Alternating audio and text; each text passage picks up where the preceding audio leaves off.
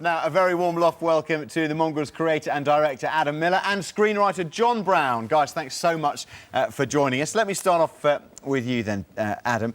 Explain the concept behind Mongrels. Where did the idea come from?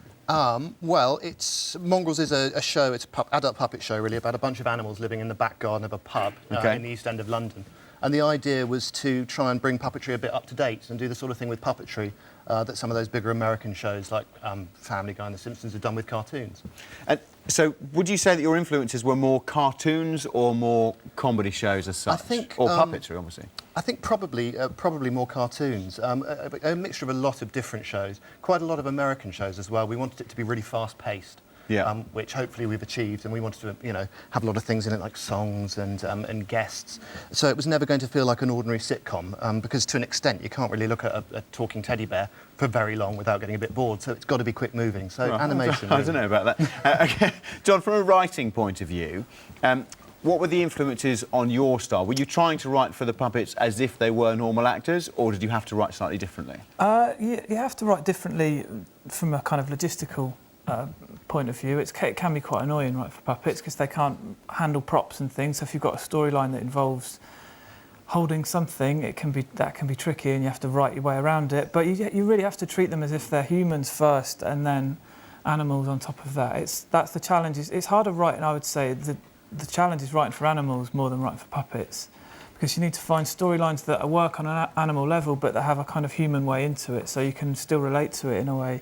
That's the toughest bit. So how did you actually do that? Because that sounds like quite wanting sort of a decent way to put it, a sort of slightly mental way of having to look at things in order to get into that mindset. Yeah, it's tough. I mean, we tend to take like one episode where Nelson gets a runt, and so we found that the idea of a runt of a litter, and then the way into that was kind of caring for a sickly child, maybe, or the rabies episode becomes a thing about mortality and about a fear of dying. So you just take an animal thing, and then you find out what a relatable way into it, I guess. But so once you'd written those sort of animal storylines, if you like, and was that then your idea or your intention to make them human?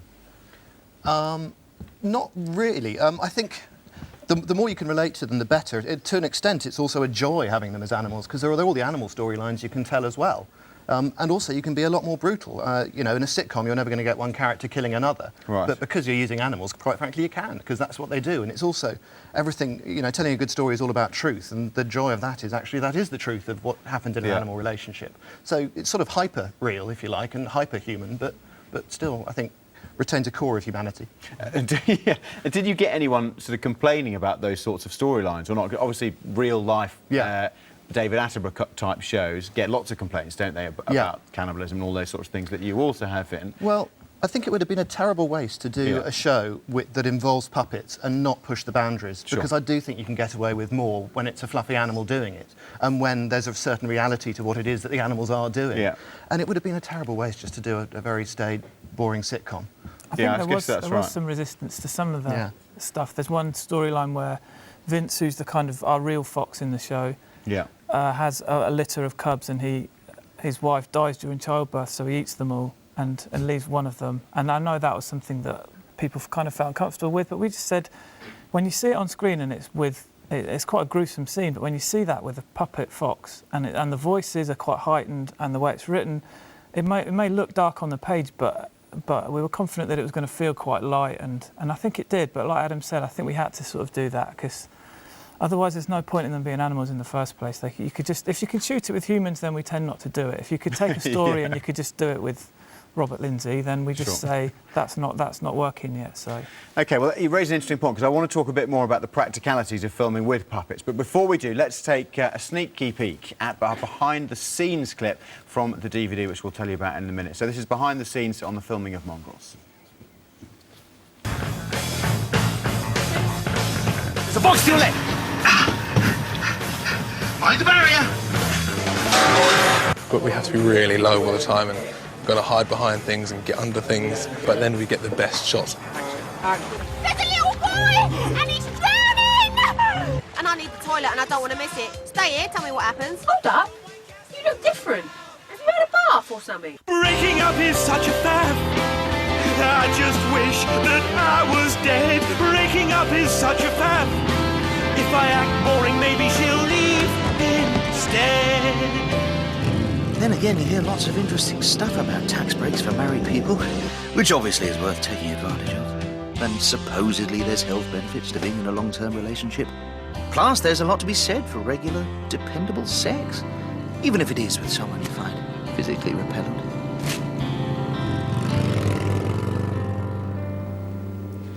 Great stuff. John, now, we've talked a little bit about the practicalities of it, and I want to talk a bit more about it now. Even on a very basic level, how long does each puppet take to make? How much do they cost? What are they made of? Do you have to care for them specially?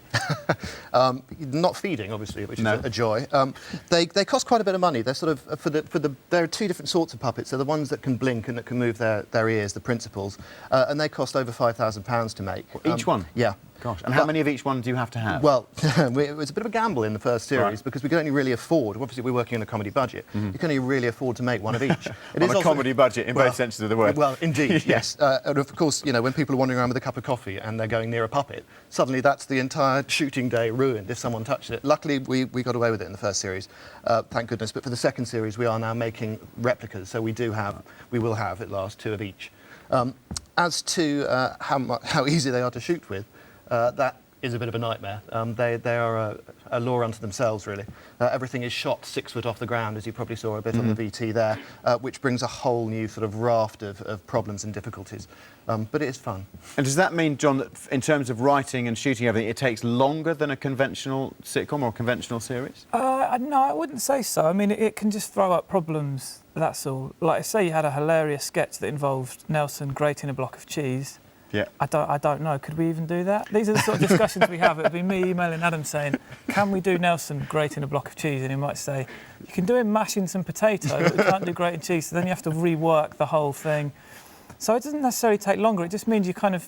And you can't do, like, crowd scenes, for instance. You just have to... I think it's good to have these kind of barriers sometimes. It makes you think kind of creatively, and you have to think your way around problems where you could kind of be lazy with humans and just get in 100 extras, whereas if you've only got 3, then you have to kind of think about how you can get that same kind of feeling, but with a smaller kind of cast. So I won't lie, it can be really frustrating, but, you know, that's...